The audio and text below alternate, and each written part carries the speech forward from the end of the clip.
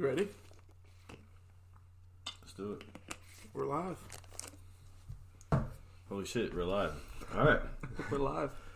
Welcome, everyone, to episode number 2 of The Hunt Podcast. This is Virginia's #1 hunting radio show that you will hear on iTunes, Spotify, Spreaker. You're also on YouTube at The Hunt Podcast. Also, Instagram, _hunt_podcast. And on Facebook, The Hunt Podcast _ as well in between the words. My name is Kenny, and this is Connor. Welcome to our second show. I can't believe we're doing this again. It's been a long week. It feels like we've been here in forever. It's been a long week. It's been a while. It's been a long week. But we're going to go ahead and get into to our show here. And what we're going to talk about is Virginia's weather. October is over. We are shooting here on 1 November. So we can talk about the October and the quote-unquote October lull. And see how this year, 2019, has treated us in the woods. Connor, give me a couple words to describe your October of this year as well, as far as being in the woods. I think my October went pretty well. Saw a lot of good deer.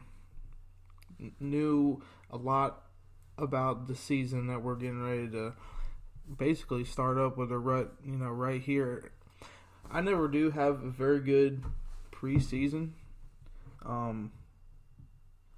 but start seeing a whole lot more bucks right there towards the rut. We do have a lot of pressure on the property, but other than that, I think it's going pretty good, and I'm honestly glad to see it go. I'm ready for November. Oh yeah, October can kick itself. I was not a fan. I thought it was pretty warm. It was very warm. But last night, Halloween, temperature just dropped. It was like it's close to 80 degrees up here in Northern Virginia. And then probably around 6 o'clock. And then by 8 o'clock, it was down in the 50s, ended up being in the 40s. It was pretty cool all day today, too. Even the trees turned colors and just overnight. And the new month is a new month, and we're excited about it. I'll explain my October in a few simple words. And it was eye-opening. It was a lot of different experiences within one. From early October, beginning of buck season, all the way to the second half of it. It was I felt the change. I felt the transition. I saw more of the woods. The leaves were turning. Leaves were falling down. You can see more sign, especially in the last 2 or 3 weeks. And I'm stoked for November. I really am. I'm pumped. You should be pumped. You got to be pumped too, man. I'm fired up. I mean, a lot of people are putting the bows down. Muzzleloader season starts tomorrow. Starts the 2nd of November, and some people just carry the bow all year round. Some people, I do have the opportunity to put the bow down, but I don't think I will. At least not until shotgun. I don't think. It depends. If I set up on a field or something, I think I'll pull the smoke pole out. I think so. But if I'm in the woods, I think I'm going to stick it out with the bow. I got to get it done. I want to get it done. There was so much practice and preparation we put in this summer. American Fetcher. These hats are sick. Anyway. Chris was on. Chris, we're actually going live right now on Instagram, so Chris turned in right now, so I'm showing him his hat. But no, you're right. I mean, given the opportunity to carry multiple weapons and have multiple forms of hunting is awesome. It's great. I'm going to probably carry a bow around the whole season just because I want to this year, just to see what it's like. It's a lot of work, and your shot opportunity is not there. But I really look forward to the challenge this year, and it's going to be great. For sure, you should. It's going to be great. All the time you put in. Oh my God. Yeah. We both work really hard. I want to see a big buck hit the ground from your arrow. I want to see a big buck hit the ground, period, from one of us. Exactly. That's I want to see a big buck, period. I want to see a big buck. I do have a nice 8 on the camera. He's nocturnal right now, but I'm really hoping that he wants to show face tomorrow morning. Just because of weather change and the fact that the weather was so crazy yesterday and last night, and even today it was windy as hell. So I don't think that they were feeding much. I'm hoping tomorrow. Tomorrow is going to be a great day. Hopefully he wants some love too. I mean, love. They're gonna start getting into the old love. It's gonna get down to 34 tonight. Yeah. Tomorrow's gonna be amazing. Yeah. And if you're in our area and you're not going out, like me, I'm not going out tomorrow. Got to work anyway. If you're not going out, man, you need to be out tomorrow. Yeah.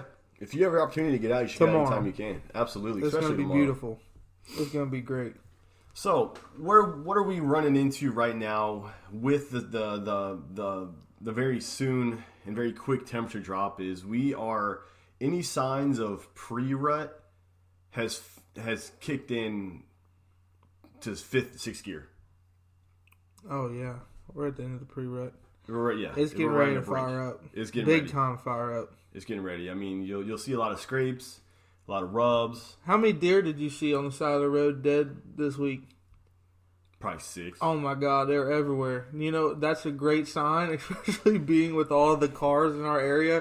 A great sign that was here. There was one on the side of the road on the way to work, and it definitely had a rack on it. Yeah, I've seen a couple of them. It might be time to put the old hacksaw in the back of the truck for days like that. Dude, I've seen some big bucks hit on the side of the road. Absolutely. And I will not be, I don't know what the specs are on that. Like, going on the side of the road and picking it up and cutting the horns off. I feel like something needs to be addressed. Someone needs to be called before you do that. I think you'd have to pick the deer up and take it with you. I mean, I don't know if you can do that. I think you need a permit for it. I think you need a roadkill permit or a tag or something. I don't know how that goes in Virginia. I really don't. I don't know. But I'd be stopping. If it was a big enough deer. I thought about it. Bring the old Sawzall out.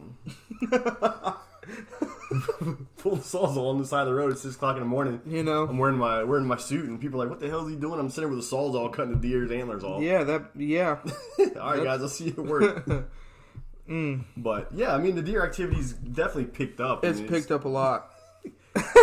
Can't get over that. No. Anyway. No, I mean it's a very promising November because it feels like the early season. A lot of parts of Virginia have like the antler of the season, which is September, and it's just a straight grind. Hot. You're in the woods, you're sweating your butt off. Everything's a grind. You might step on a snake. There's a lot of stuff. A lot of variables. Mosquitoes eat you up. My God, I probably spent about $300 on Thermacell cartridges. That's great, dude. And but it's over. It's over. It's over. That's it. So I always thought of it this way: when you're hunting in the woods and you see more green leaves than colored leaves, like yellows, fall colors, you see more green leaves. It's not time yet. But when you see more colored leaves than green leaves, or almost when the green leaves you barely have any, right? That is the time. I agree, and you're seeing that. And it's like that every year. You're seeing that. I mean, if you go on any of the listeners, anybody, if you go to your Instagram, you go to your Facebook, any pictures that you have, go from beginning of October, you being in the woods, to now, and the woods look completely different. I mean, lanes that you didn't think you have them now, and you have these, opportunities to get more shots off, kill more deer, and just change it up a little bit, and it's great. Also, a lot of people are doing this. I don't know if you've noticed. I'm kind of the one who does this as well, but you notice like a lot of camo patterns that people wear change as well during the season. Yeah. You got the early season. Mine don't. And then a lot of people. So I was real big into this, and I used to be real big into it, and then I stopped. We could create a whole show about camo patterns. Oh my God, forever. We'd go forever. And how the industry of camo and outdoor products. The only thing that I am skeptical about is hunting with just regular clothes, because I have no problem going in the woods with a pair of brown pants and a green flannel or something. Something along those browns, greens, blacks, tans, colors like that, I'm fine with. But when you start getting into like the blue jeans, that's how they did it. That's how Pops and, they did it back then. You know what? But I'm still skeptical about it. I'm still super skeptical. I can tell you right now exactly what I was wearing when I shot my very first deer. What was it? Are you ready? I couldn't tell you. I was probably wearing got off work, and the airport that we worked at shot a deer on the runway. You know, there's deer, you can't have a deer in the runway when an airplane's trying to come in, so they have a 30-06 right there on site. Right. My coworker sniped it with 30-06, and we went to pick it up off the runway. So I'm at work, and I work for local government doing parks and rec stuff and, you know, outdoor stuff. So I'm wearing, you know, jeans and a hoodie and, you know, hat and boots, all that stuff. And I thought to myself, I was like, damn, that was a good ass shot. He shot that something right in the smack dab in the melon. It was a headshot on a 6-pointer, and I'm thinking to myself, you've got to be kidding me. So I said, you know what? I'm gonna go home and I'm gonna shoot a deer. Just like that. That was it. I was it. So then, I'm a first generation hunter. Like I never grew up in the woods. Like, no one taught me anything. I was a football player, baseball player, basketball player. That's all we did. And then, like, I've always been interested in hunting and always watched hunting shows and all that stuff. But when I first saw a kill, I was immediately hooked. And I said, you know what? I'm gonna go home and shoot. I'm gonna go home and shoot a deer. So I got home. My backyard, we had 5 acres. We had 2 acres unmowed. Then we had 3 acres of just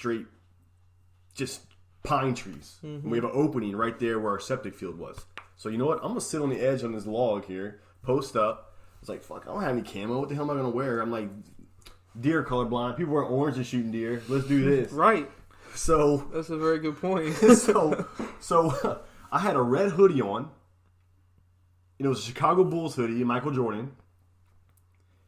I had a hat on from the local government that I worked at. And I had blue jeans that were given to me. They were Faded Glory jeans from Walmart, because that's what that's what our work would give us. And I wore my work boots. I sat there with the 870 buckshot. 2 deer popped up right in the middle of that. Like, holy shit! I was like, boom!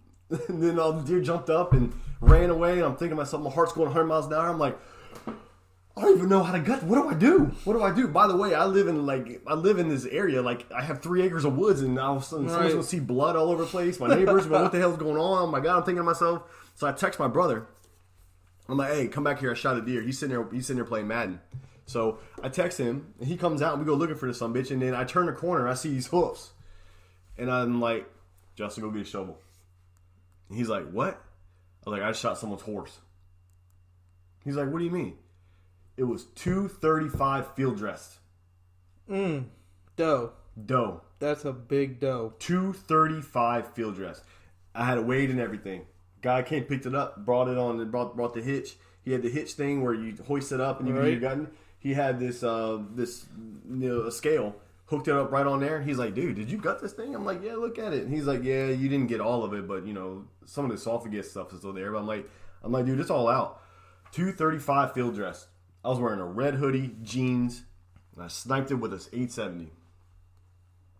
Good job, man. Now you're here. Now that was it. Now you're smoking deer at 40 yards with a Vertex. That was it.